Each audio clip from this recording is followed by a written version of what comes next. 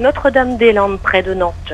Cécile Duflot était venue y planter un chêne en solidarité aux anti-aéroports. Maintenant, elle est ministre du Logement.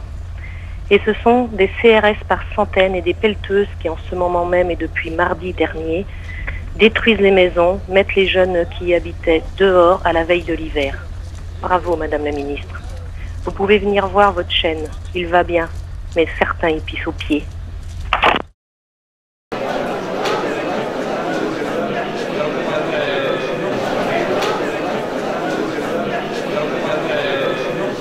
Non, c'est l'affaire des gens du coin. Et j'aimerais pas que les gens de Nantes s'occupent des affaires de Gavestan. Écoutez, c'est votre problème, pas le mien.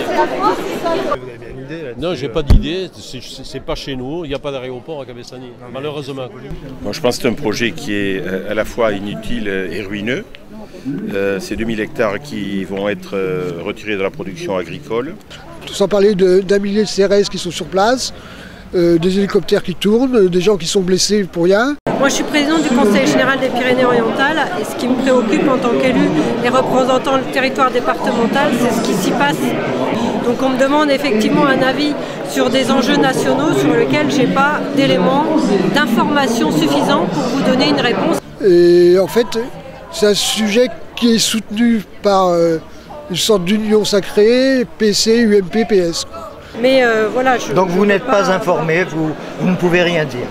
Je ne suis pas suffisamment informée pour pouvoir... C'est une affaire récente qui n'a pas encore atteint Madame Malherbe. Vous pouvez le dire comme ça si vous voulez. Nous sommes un certain nombre d'habitants des Pyrénées-Orientales qui se sont sentis concernés par ce qui se passait autour de cette histoire qui traîne depuis 40 ans, autour de ce projet d'aéroport du Grand Ouest, qui est un projet en fait qui est soutenu par notre Premier ministre qui est maire de Nantes.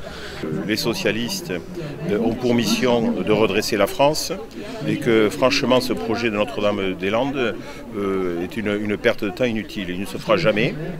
Les différentes commissions qui sont penchées sur le projet ont indiqué que sur le plan écologique, il y avait de très grosses difficultés, notamment au niveau de la protection des eaux.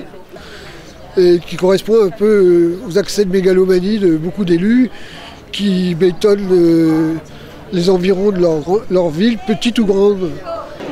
Avec une délégation à l'économie sociale et solidaire. Personnellement, je trouve que c'est un aéroport contre nature, inutile. Il y a déjà un aéroport qui existe avec un trafic énorme. Donc moi, personnellement, je suis absolument contre. D'une façon générale, le problème, c'est les aéroports aujourd'hui. Il faut qu'on ait une réflexion là-dessus. Les temps ne sont plus les mêmes. Ce que je vous disais, il y a des moyens aujourd'hui à développer le ferroutage, le transport. Enfin... Héros, c'est du pipeau.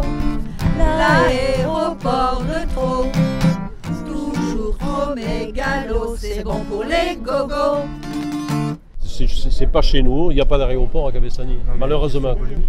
Démocratie, bonjour, toujours de vieux discours. Le pétrole était roi et glissé dans nos doigts. Le béton voulait régner, même dans nos potagers. Désastre écologique, entreprise à haut risque.